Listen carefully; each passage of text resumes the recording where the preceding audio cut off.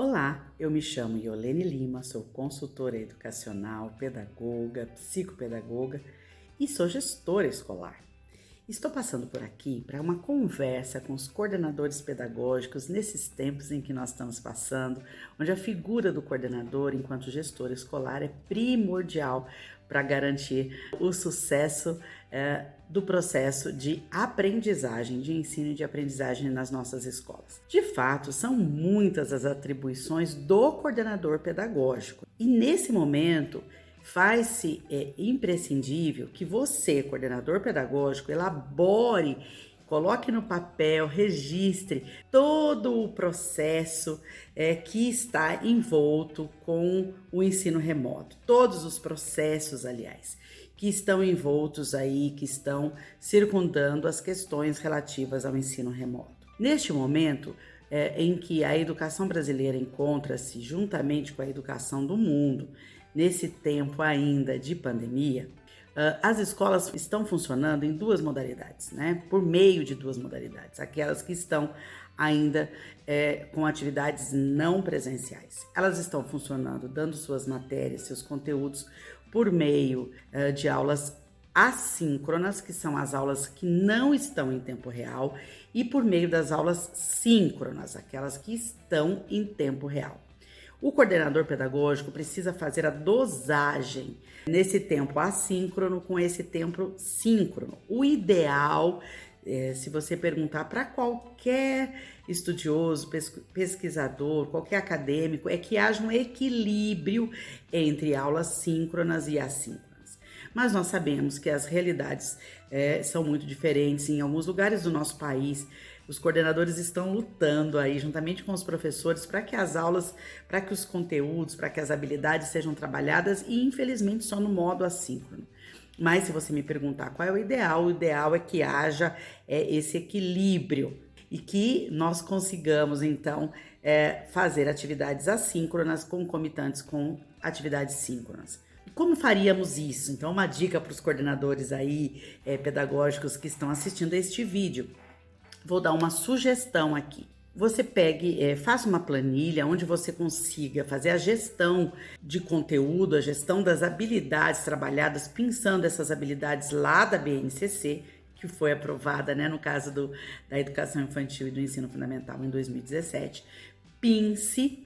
E a sugestão que eu deixo é 30% do tempo para conteúdos assíncronos, considerando os textos, considerando videoaulas gravadas, conteúdos expositivos, por exemplo, né, enviados para casa, 30%. E aí o restante, como é que você faz, Eulene? Minha sugestão é que você dose ainda, tá? Nesse restante que falta de 70%, em torno de 40% mais ou menos do tempo destinado às atividades assíncronas. Questionários, projetos de atividades, pesquisas, né? Aquelas que são estipuladas com tempo para que o aluno realize. Então, não é aquela que você vai dar hoje para ele entregar hoje, mas é aquela que você dá, por exemplo, com passos para uma pesquisa e que requer do aluno um tempo maior. Então, 40% mais ou menos destinada para esse tipo de atividade, para elaboração de um trabalho em grupo, obviamente pelos meios virtuais, né, com o acompanhamento aí dos professores. E os 30% restantes de interação síncrona, porque é muito importante nesse momento que haja não somente o contato, para que o vínculo socioemocional não seja quebrado, para que o vínculo seja estabelecido, para que as emoções sejam trabalhadas e também porque nós precisamos fazer o que nessas atividades síncronas? Precisamos fazer a correção das atividades que foram enviadas de forma assíncrona. Precisamos fazer esclarecimento de dúvidas, fechamento de algum projeto, fechamento de alguma atividade, ou seja, é um momento de troca. Então é muito interessante. Essa é apenas uma sugestão para a divisão do seu tempo. Após essa separação, esse planejamento da distribuição do tempo, há ainda de se fazer o registro para validação desses documentos, carga horária, calendário escolar, e aí eu sugiro que você consulte a sua diretoria regional de ensino ou o seu conselho estadual de educação, a sua supervisora, para que te dê aí as orientações básicas que são necessárias para a validação desse tempo de ensino remoto.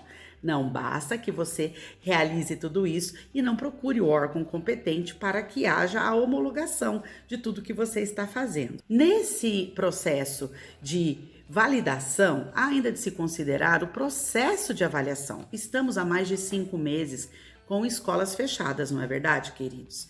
Então é preciso também que pensemos como faremos esse processo ou como fizemos para as escolas que já realizaram algum tipo de avaliação, como foi feito e que também se faça o registro desse processo. Alguns lugares, alguns estados, alguns conselhos manifestaram-se favoravelmente a aditivos nos seus regimentos escolares, registrando como foi feita a avaliação, se ela ocorreu de forma diferente do que aquilo que estava no regimento escolar já aprovado.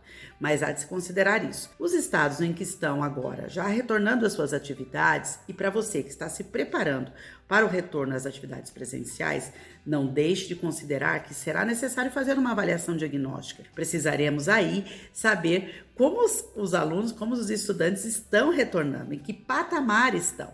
E aí precisamos então recorrer àquele plano de ação que foi elaborado para que possamos, de olho nas habilidades, construir a avaliação. Fique atento, a avaliação não é construída pautada nos conteúdos trabalhados, ela é pautada nas habilidades que foram construídas, pautadas lá na base, como requisitos, como aquilo que precisava ser trabalhado para que os conteúdos se tornassem, então, conhecimento em ação.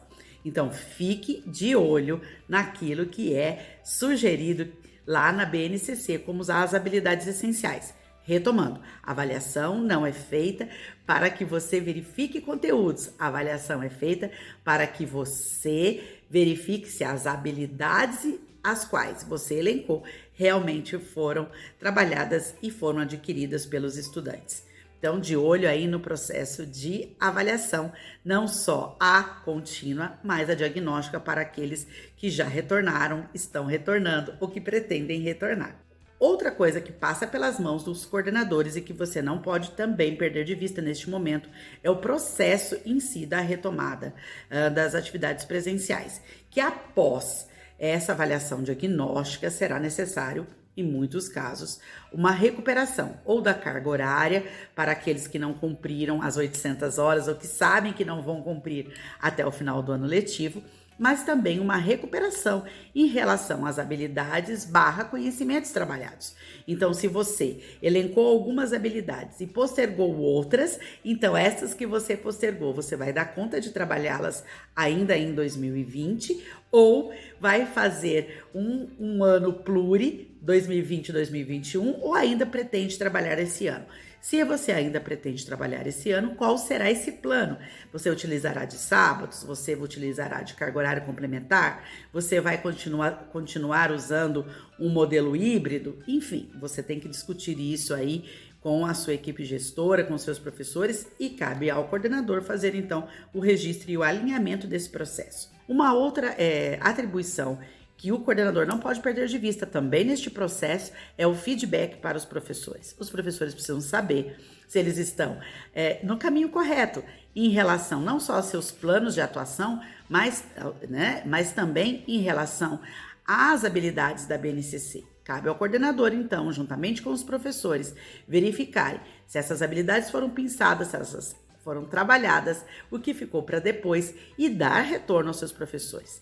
É interessante que você, coordenador, também passe por algumas aulas, por algumas salas virtuais, dando um alô para os seus alunos, um alô para os seus professores e verificando se os professores estão precisando de ajuda. De repente, você pode perceber, por exemplo, que um professor está com uma dificuldade em relação a algum uso de alguma ferramenta. E aí cabe ao coordenador esse reporte ao professor e também essa ajuda. Essa ajuda pode vir atrelada a uma formação continuada para todos os professores.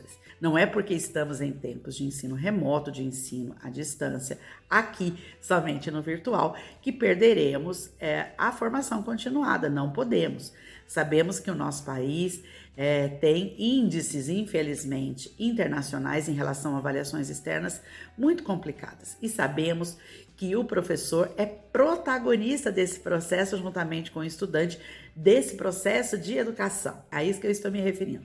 Como o professor ele é protagonista desse processo juntamente com os alunos, há de se considerar que ele precisa estar bem informado. Então, para isso, invista em formação continuada.